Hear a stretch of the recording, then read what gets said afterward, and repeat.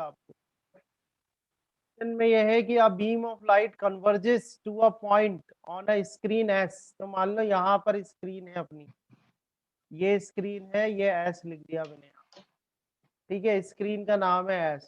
अब लाइट रे क्या हो रही है, कन्वर्ज हो रही है इस पॉइंट पे, तो कन्वर्ज हो रही है तो लाइट रे बना देता हूँ, ये लाइट रे बनाई मैंने, ये इसको बोलते हैं कन्वर्ज, ये लाइट रे कन्वर्ज हो रही है इस स्क्रीन, ठीक है, ये लाइट रेज आ रही है, ये कन्वर्ज हो रही है। तो पहले तो हमने इनकी बात मान ली, इन्होंने कहा कि beam of light converges to a point on a screen S, तो ये हो गया यहाँ पर। अच्छा, इंसिडेंट लाइट रे कहीं पे कन्वर्ज होती है तो वहां पर आपके ऑब्जेक्ट बनता है कि इमेज बनता है? इंसिडेंट लाइट रे कहीं कन्वर्ज हो रही है तो ऑब्जेक्ट बनेगा कि इमेज होगी वो?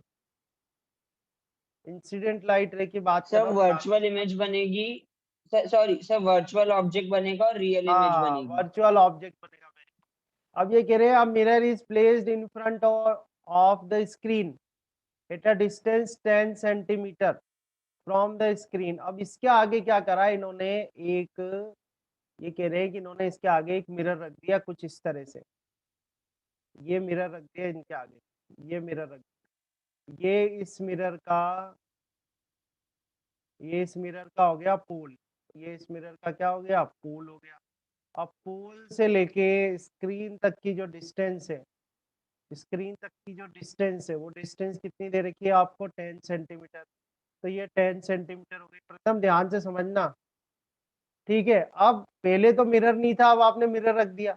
अब मिरर रखने से क्या हो जाएगा, मिरर रखने से ये हो जाएगा कि जो इसका पाथ है लाइट रे का, ये पाथ का जो है वो रिस्ट्रिक्ट हो गया, रिस्ट्रिक्ट हो गया। तो अब मैं ये कह सकता हूँ कि ये जो लाइट रे है, इस लाइट रे को कुछ हम इस तरह से बना सकते हैं, देखो आप, this this is the incident light, ठीक है। उस केस में यहाँ पर जो आपका ऑब्जेक्ट है ओ, ठीक है, इंसिडेंट लाइट रे अगर डाइवर्ज होती है किसी पॉइंट से तो वो जो ऑब्जेक्ट है वो रियल ऑब्जेक्ट होता है। ध्यान से सुनना, इंसिडेंट लाइट रे किसी किसी ऑब्जेक्ट से अगर डाइवर्ज हो रही है, किसी पॉइंट से अगर डाइवर्ज हो रही है इंसिडेंट लाइट रे, तो वो जो पॉइंट है वो रिप्रेजेंट करता है रियल ऑब्जेक्ट को। और अगर कन्वर्ज हो रही है इंसिडेंट लाइट रे, अगर कन्वर्ज हो रही है, तो वो जो ऑब्जेक्ट होगा वो आपका ऑब्जेक्ट क्या हो जाएगा, वर्चुअल ऑब्जेक्ट हो जाएगा। तो ये आपका हो गया वर्चुअल वर्चुअल। ऑब्जेक्ट। यहाँ तक की तो बात हो गई। आगे समझने की कोशिश करते हैं कि भाई अगर ये हमारा जो है, ये क्या है, ये पॉइंट ऑफ इंसिडेंस है तो उस पर नॉर्मल बना दूं मैं, जैसे ये पॉइंट ऑफ इंसिडेंस है तो मैं उस पर नॉर्मल बना दूं, नॉर्मल बना दिया। अब लॉ ऑफ रिफ्लेक्शन क्या कहता है, जितना इंसिडेंट एंगल है उतना ही रिफ्लेक्टेड एंगल होना चाहिए, यही बोलता है ना अपना लॉ। तो हमारा लॉ ऑफ रिफ्लेक्शन क्या बोलता है, लॉ ऑफ रिफ्लेक्शन ये कहता है जितना यस सर। इंसिडेंट एंगल है उतना रिफ्लेक्टेड एंगल होना चाहिए। तो भाई हम यहाँ पर रिफ्लेक्टेड रे बना देते हैं इतने ही एंगल पर, तो इतने ही एंगल पे रिफ्लेक्टेड, देखो भाई ऑलमोस्ट मैं ले लेता हूँ, है ना, या आपने रिफ्लेक्टेड रे बना। तो अब ये रिफ्लेक्टेड रेज जो है ये जाके इंटरसेक्ट कर रही है यहाँ पर। तो आप ये अच्छे से जानते हैं कि जहाँ रियल रिफ्लेक्टेड इमेज। रे इंटरसेक्ट करती हैं, जहाँ रिफ्लेक्टेड रे इंटरसेक्ट करती हैं, या ये कह सकते, पहली बात है ध्यान रखना, जहाँ रिफ्लेक्टेड रे इंटरसेक्ट करती है वहां पर इमेज बनती है, तो यहाँ पर इमेज बनती है। अब जहाँ पर रिफ्लेक्टेड रेज कन्वर्ज होती है जिस पॉइंट पे जाके, तो वहां पर जो इमेज बनेगी वो रियल रियल इमेज इमेज। होगी कि वर्चुअल इमेज होगी? अच्छा, real real real. Real image होगी। तो ये जो इमेज बनेगी ये क्या बनेगी, रियल इमेज बनेगी। अब हम कहें कि भाई जो ये इमेज बनी है, इन्होंने कुछ बताया कि it is found that the beam now converges at a point 20 centimetre in front of a mirror. तो 20 सेंटीमीटर तो मतलब in front of the mirror ये 20 सेंटीमीटर आई, तो ये 20 सेंटीमीटर, ठीक है। अब आप देखें यहाँ पर इस डायग्राम को देख के मैं कह सकता हूँ कि भाई u इज इक्वल टू तो कितना आ रहा है, +10 centimetre, v is equal to कितना आ रहा है, -20 सेंटीमीटर। -20 आपसे पूछा सेंटीमीटर। है कि भाई फोकल लेंथ बताओ, तो मुझे नहीं लगता कि अब आप में से किसी को भी प्रॉब्लम होगी इसकी फोकल लेंथ पता करना है। सिंपली नो सर आपको नो, मिरर बहुत फॉर्मूला इजी है। लगाना है, फोकल लेंथ पता करनी। तो सॉल्यूशन तो आपको मिल जाएगा, काफी जगह ऑनलाइन मिल 20। जाएगा सॉल्यूशन, ठीक है, बट आपको उसके पीछे का रीजन क्या है बिहाइंड, वो आपको पता रखना है। तो 1/f is equal to 1/u plus 1/p आप करोगे, ठीक है, 1/2 कितना है आपका प्लस का 10 है, प्लस 1/v कितना है माइनस का 20 है। एलसीएम आपने 20 ले लिया, 20 एलसीएम लिया, तो यहाँ से आपके पास 2 आ गया, यहाँ से -1, 2 - 1, 1/20, ठीक है। So focal length is equal to आ गई आपके पास +20 सेंटीमीटर। तो +20 सेंटीमीटर आ रहा है, ठीक है। तो मिरर जो है वो ऑब्वियसली आपका जो मिरर है प्लस में आ रहा है, तो मिरर कौन सा हो गया ये, कॉन्वेक्स मिरर होता है। It is a convex mirror and focal length is how much, 20 centimetre. तो इस तरह से इसको आंसर करना है। अच्छा क्वेश्चन है, छोटा सा क्वेश्चन है और समझना है। Converging rays Yes. Are incident, ध्यान से देखना, converging rays are incident on a convex spherical mirror so that their extension intersect at 30 centimetre behind the mirror. Clear दिया हुआ है। सो ये रेड, ये जो रेज है ये वाली और ये रे, ये इंसिडेंट रे है, ये इंसिडेंट रे इस पॉइंट पे इंसिडेंट हुई और इनको जब एक्सटेंड करा तो एक्सटेंड होके ये दे आर लाइक, जो क्वेश्चन में बोला गया है कि their extension intersect 30 centimetre behind the mirror. तो 30 सेंटीमीटर बिहाइंड द मिरर यानी ये पॉइंट हो गया। अब मैं आपसे पूछूं कि भाई ये जो पॉइंट है इसको मैं ओ लिख दूं, तो ये जो ऑब्जेक्ट है यहाँ, ऑब्वियसली इंसिडेंट रेज इंटरसेक्ट हो रही है तो ऑब्जेक्ट ही बनेगा। अब ये इंसिडेंट रेज आपको चेक करना है कि भाई कन्वर्ज हो रही है कि डाइवर्ज हो रही है। डाइवर्ज हो रही होती तो रियल ऑब्जेक्ट होता, पर ये तो कन्वर्ज हो रही है। तो कन्वर्ज हो रही है तो जो ये ऑब्जेक्ट है आपका ये क्या हो गया, एक वर्चुअल ऑब्जेक्ट हो गया।